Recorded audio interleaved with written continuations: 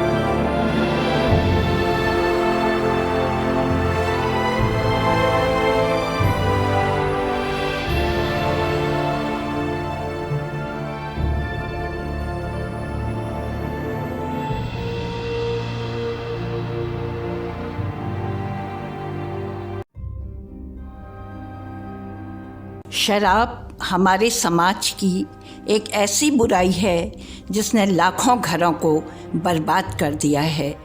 ये एक ऐसी लत है जो व्यक्ति की ज़िंदगी में दखल देने लगती है और इससे मुक्ति पाना उसके लिए असंभव हो जाता है। जापान की एक कहावत है कि पहले आदमी शराब पीता है, फिर शराब शराब को पीती है और अंत में शराब आदमी को पी जाती है।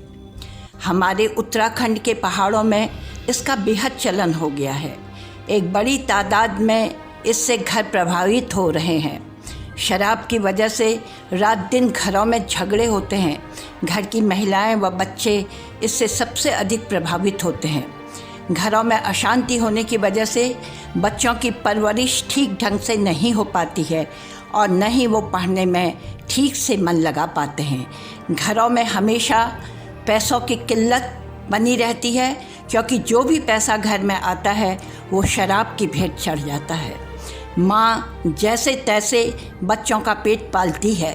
पिता को देख बड़े बच्चों का आकर्षण भी शराब की ओर बढ़ने लगता है और उनके कदम भी उस ओर बढ़ने लगते हैं। शराब पीकर बेसुध सड़कों में नालियों में पड़े रहना, घर पहुंचकर पत्नी व बच्चों से गाली गलौज करना, पीने के लिए पैसा न देने पर तथा पीने को मना करने पर पत्नी से मारपीट करना तलाक के मुख्य कारणों में से एक है।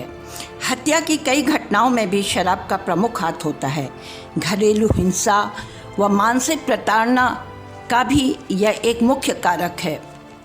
शराब व्यक्ति को आर्थिक रूप से कंगाल ही नहीं बना देता वरन शारीरिक रूप से भी अंदर ही अंदर उसे खोखला कर देता है। शराब पीने से वह कई प्रकार की बीमारियों की गिरफ्त में आ जाता है। शराब चाहे रोज़ पिए या कभी कभी, यह शारीरिक व मानसिक सेहत को हानि पहुंचाती है। दिल की बीमारी, high blood pressure, heart fail तथा स्ट्रोक की संभावना बढ़ जाती है। यह अतिरिक्त कैलोरी का स्रोत है जो वजन बढ़ाता है और हृदय के स्वास्थ्य पर नकारात्मक प्रभाव डालता है। इनफर्टिलिटी की समस्या शराब से हो सकती है। शराब पीने वाली महिलाओं को गर्भधारण करने की संभावना 18% तक कम हो जाती है उन महिलाओं की अपेक्षा जो मद्यपान नहीं करती हैं। शराब पीने वाली महिला के गर्भ के शिशु को नुकसान पहुंच सकता है। प्रीमैच्योर डिलीवरी, मिसकैरेज, मृत शिशु का जन्म हो सकता है।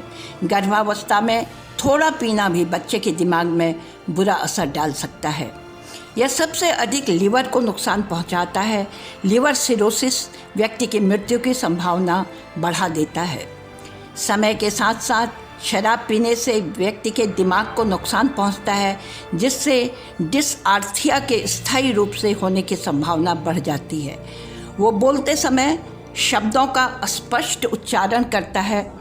अधिक पीने से विटामिन डी व कैल्शियम का अवशोषण बाधित होता है जो हड्डियों के लिए बहुत आवश्यक है, जिसकी कमी से ऑस्टियोपोरोसिस का खतरा बढ़ जाता है। पैंक्रियाटिक कैंसर, एसिडिटी, शरीर में जिंक की कमी, याददाश्त कमज़ोर, पोषक तत्वों की कमी, दिमाग के काम करने की प्रक्रिया धीमी, संतुलन का गड़बड़ा जाना तथा आत्मविश्वास की कमी, ये समाज में एकाकी व असफल व्यक्ति के रूप में पहचाने जाते हैं। WHO द्वारा इसे अनुवांशिक बीमारी कहा गया है। शराब पीना आधुनिक युग में फैशन के अंतर्गत आता है। इसे स्टेटस सिंबल माना जाता है। यदि आप इसका सेवन नहीं करते तो आप पिछड़े हुए माने जाते हैं। कुछ युवक तो इस कुचक्र में इसलिए भी फंस जाते हैं क्योंकि वो अपने को पिछड़ा या गंवार नहीं कहलाना चाहते हैं। कोई भी बड़ी पार्टी इसके बिना संभव नहीं, और एक बार यदि इसकी लत लग गई तो फिर इसे छोड़ना बहुत कठिन हो जाता है। और आजकल तो महिलाएं भी इसका सेवन करने में अपनी शान समझती हैं, और हम भी पुरुषों से कम नहीं सोचती हैं। चाहे उसके बाद अधिकांश महिलाओं के साथ कितना भी बुरा हादसा हो जाए, पर आधुनिक दिखने की सोच में सब नज़रअंदाज कर देती हैं। शराब की लत ऐसी है कि यदि आदमी उसे छोड़ना भी चाहे पर वह उसे नहीं छोड़ती। जबकि शराब छोड़ने के कई फ़ायदे होते हैं। व्यक्ति की मानसिक व शारीरिक सेहत में सुधार होता है, नींद से जुड़ी परेशानी कम हो जाती है, शराब पीने से शरीर में जो पानी की कमी हो जाती है तथा स्किन की प्राकृतिक चमक नष्ट हो जाती है, वो फिर से ठीक हो जाती है। मांसपेशियों को हुए नुकसान की रिकवरी तेज हो जाती है, फिटनेस बढ़ती है तथा शरीर में होने वाली तकलीफ़ें और दर्द भी कम होते हैं। विटामिन B12 व विटामिन C भी इस लत को कम करने में मददगार होते हैं। कुछ दृढ़ इच्छा शक्ति वाले लोग यदि शराब को छोड़ने का निश्चय कर लें तो वो अवश्य ही अपने प्रयत्न में सफल हो पाते हैं। अन्यथा कुछ समय छोड़कर फिर अधिकतर लोग पीना शुरू कर देते हैं। मरना कबूल होता है पर पीना छोड़ना नहीं। विदेशियों की तरह यहाँ सीमित मात्रा में कोई नहीं पीता। 2 चम्मच से शुरू कर 1 महीने में पूरी बोतल में पहुँच जाते हैं। सरकार राजस्व के लालच में पड़कर शराबबंदी नहीं करती है, जबकि एक वेलफेयर स्टेट का यह कार्य है कि वो अपने नागरिकों के स्वास्थ्य का ध्यान रखे और हर प्रकार के मादक पदार्थों में कठोर प्रतिबंध लगाए। पर इसके विपरीत लॉकडाउन के समय भी शराब की दुकानों में लंबी लंबी लाइनें दिखाई दी, जिसमें न मास्क न ही सोशल डिस्टेंसिंग का पालन हुआ। कोविड का भय भी नशे के सम्मुख नतमस्तक हो गया।